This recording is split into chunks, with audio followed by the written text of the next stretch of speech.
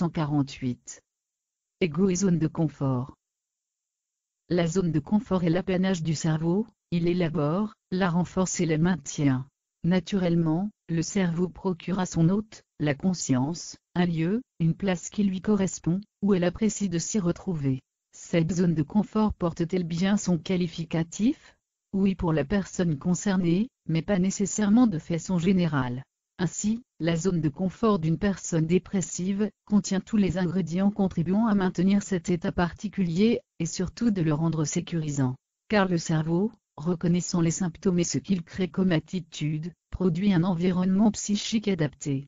D'où la difficulté, lorsque l'on observe la situation de l'extérieur, à comprendre comme il est possible de se complaire dans cet état pathologique. Ce processus peut être généralisé.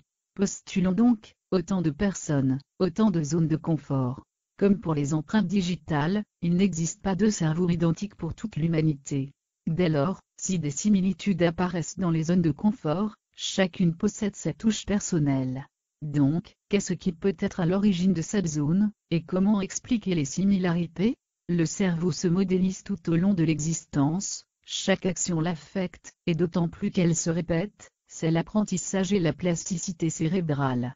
Il convient donc de s'interroger sur les éléments susceptibles de modeler durablement cet organe.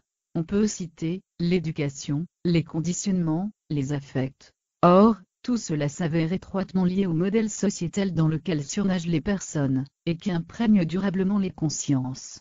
Ajoutons à cela la mondialisation, et l'uniformisation qui en résulte, on obtient ces comportements récurrents, et les zones de confort similaires.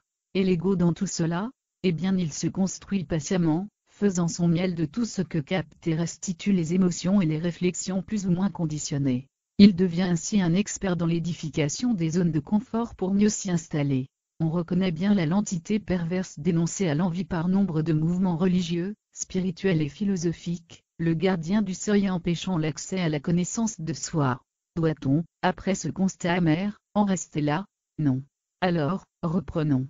L'ego permet à la personnalité de se structurer, et surtout de s'adapter à son environnement psychosocial.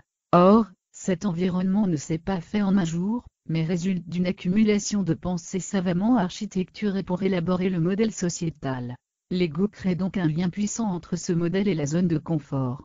Mais ce qui se fait peut se défaire. Et ici aussi, c'est l'ego qui intervient, susceptible et capable de fournir ce travail de déconstruction mentale. Comment cela? Tout simplement à partir du libre arbitre, de la volonté et de l'attention. Donc, ne méprisons pas l'ego, ne le considérons plus comme un obstacle insurmontable sur le chemin de l'évolution personnelle.